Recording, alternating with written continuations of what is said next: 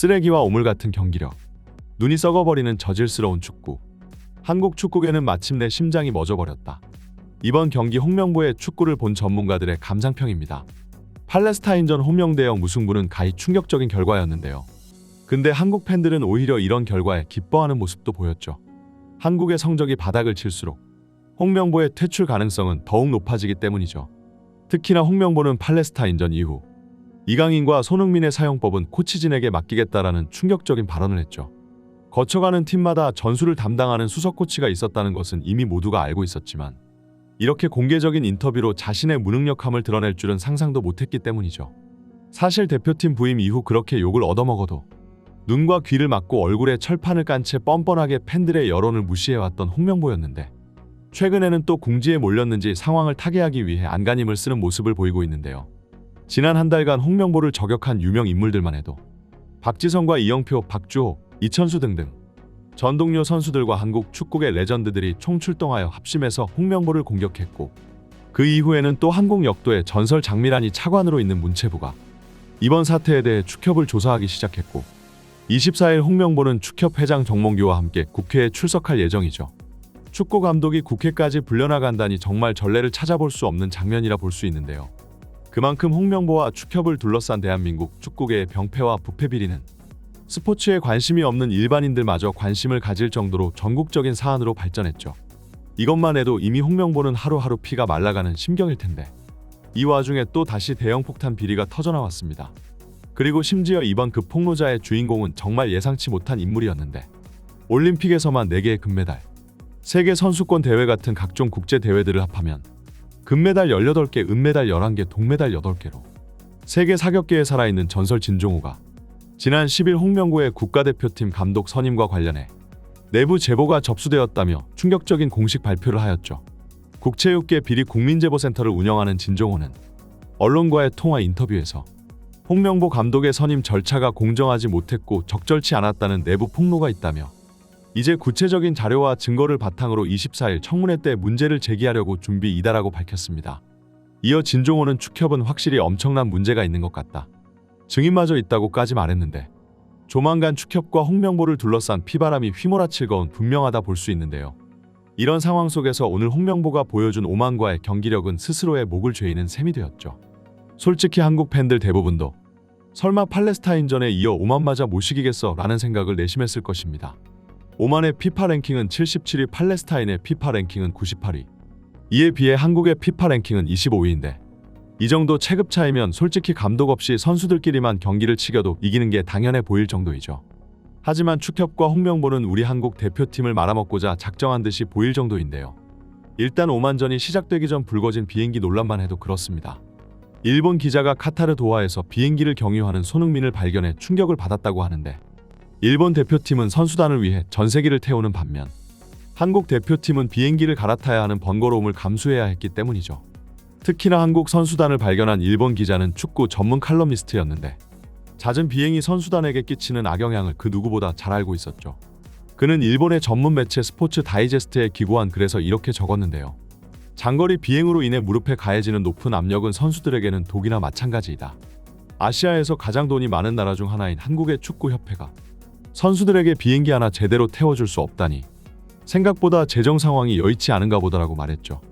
하지만 상식적으로 대한축구협회가 돈이 없을 리가 없죠. 다만 그 돈을 선수들에게 제대로 투자하지 않을 뿐입니다. 그리고 공항을 경유해야 했던 이 번거로운 오만의 원정길 과정 때문인지 한국 대표팀은 이번 오만전에서도 그야말로 오합지졸의 졸전 경기력을 선보였죠. 이번 경기 선발 라인업에는 황희찬 선수가 복귀하였는데요. 이로써 손흥민과 이강인, 황희찬 한국 최고의 공격진 트리오가 다시 한번 출격했죠. 물론 최전방 공격수에는 일본 리그에서 뛰고 있는 오세훈 선수가 자리 잡았는데 최근 한국 대표팀의 최전방 스트라이커의 퀄리티 부족은 여전히 아쉽다고 볼 수 있습니다. 이번 오만전은 그야말로 선수 개인의 클래스가 빛을 발했던 경기라고 볼 수 있는데요. 일단 가장 먼저 자신의 기량을 보여준 것은 부상에서 복귀한 황희찬 선수였습니다. 중앙에서 가벼운 터치로 공을 잡아낸 뒤 그대로 지체 없이 중거리 슛을 때렸고 원바운드로 강하게 꽂혀 튕겨 들어가는 이 벼락 같은 슈팅에 오만의 골키퍼는 손수무책으로 당할 수밖에 없었습니다. 고작 10분 만에 터친 황희찬의 환상골로 한국 팬들은 오랜만에 좀 경기가 편하게 흘러갈 수도 있겠다는 희망찬 생각을 가졌으나 홍명보가 당연히 이를 가만두고 보고 있을 리만은 없죠. 선제골을 넣었음에도 한국 대표팀의 전술은 굉장히 허점이 많았고 박스 주변만을 맴돌면서 이렇다 할 기회를 잡지 못했습니다. 46분 오만에 프리킥이 날카롭게 휘어들어가며 동점골을 허용했는데 이 골마저 정승현 선수의 자책골이었고 안 그래도 그동안 경기력 문제로 많은 비판을 받았던 정승현인데 이 자책골은 그의 향후 국가대표 커리어에 빨간불이 켜질 수밖에 없었죠. 이 오만의 동점골에 일격을 얻어맞았지만 그래도 전반전 종료 직전 터진 골이었기 때문에 하프타임 한국의 전술 문제를 깨닫고 다시 상대의 플레이를 잘 대처해서 나온다면 오히려 전반전보다 더 좋은 경기력을 보여주며 손쉽게 역전할 수도 있었을 겁니다. 그러나 놀랍게도 홍명보의 전술은 골을 넣든 먹히든 변화가 있든 없든 아무것도 바뀌는 점이 없었고 그렇게 지지부진한 경기력 속에서 거의 80분까지 답답한 상황이 이어졌습니다. 심지어 오만이 철벽 수비를 보여줘 우리 선수들의 공을 커팅해내고 곧바로 위협적인 카운터 어택을 먹여 오히려 결정적인 찬스를 더 많이 가져갈 정도였죠. 게다가 틈만 나면 드러누워 시간을 계속해서 지연시키고는 했으니 아무것도 못하고 시간만 하염없이 흘러가기 시작하니 한국이 아시아 최약체 팀을 상대로 2번 연속으로 승리를 따내지 못할 가능성이 점차 커지게 되었죠.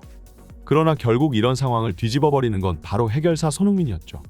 82분 이강인이 중앙에서 밀집 수비수들 사이를 비집고 들어가면서 중앙에 손흥민에게 패스했습니다. 사실 이 패스가 격렬한 탈압박 속 몸싸움 과정 속에서 건네준 것이라 그리 정확하지 못했지만 손흥민 선수는 이 패스를 발을 쭉 뻗어 받아내면서 동시에 자신에게 들어오는 밀착 수비마저 몸으로 튕겨내버렸죠. 그리고 손흥민은 그대로 몸을 돌려 한 번 더 드리블로 치고 들어가 좋아하는 슈팅 각도를 만들었습니다. 이때 오만의 수비수가 무려 5명이 달라붙었지만 손흥민의 눈에는 바로 앞에 있는 골문밖에 보이지 않았고 오른발도 아닌 왼발로 슛을 때려 넣으며 기가 막힌 원더골을 터뜨리고 맙니다. 그야말로 손흥민 개인의 클래스로만 만들어낸 믿기지가 않는 놀라운 장면이었죠. 손흥민의 이 활약상 덕택에 그야말로 한국은 죽다 살아난 셈이 되었습니다. 게다가 손흥민은 결정골에 이어 쐐기골까지 어시스트 해냈는데요. 오만의 침대축 구덕택에 추가 시간만 무려 16분이 주어졌고 100분대 손흥민 선수는 역습을 이끌면서 박스 안으로 공을 밀고 들어갔고 이 상황에서 옆에 있는 주민규를 바라보며 패스를 건넸습니다. 그리고 주민규는 박스 근처에서 낮게 깔아차며 중거리 골을 성공시켰고 사실상 승리의 쐐기를 박았는데요. 이 이후에도 오만은 포기하지 않고 밀어붙여 여러 차례 한국 대표팀의 골문을 위협하기도 하였으나 그러나 어떻게든 버텨낸 한국 대표팀은 결국 치열한 경기 속에 이 오만전을 승리로 마무리 지었죠. 지난 팔레스타인전 결정적인 기회를 놓치면서 아쉬움을 삼켰던 손흥민인데 그 끔찍한 경기마저 잊게 만드는 손흥민 커리어 역사에 남을 만한 환상골을 선보였습니다. 역시나 가장 힘들 때 팀을 구해내는 건 손흥민이라고 할 수 있는데 아이러니하게도 손흥민이 팀을 구해냈기 때문에 홍명보의 감독 명줄이 더 길어지는 결과를 만들게 되었죠. 몇몇 팬들은 손흥민의 골이 정말로 기쁘고 너무나도 바래왔던 것이지만 홍명보의 감독 퇴출을 위해서라면 차라리 오만전마저 모시기는 게 나았다고 얘기했는데요. 하지만 물론 이 경기를 이기든 지든 딱히 홍명보의 미래가 크게 요동치거나 하는 일은 적을 겁니다. 홍명보와 축협의 감사를 진행하는 문체부를 비롯한 여러 기관들이 고작해야 이런 결과 하나로 일희일비하지는 않을 테니까요. 이번 영상은 여기까지입니다. 구독과 좋아요는 사랑입니다. 감사합니다.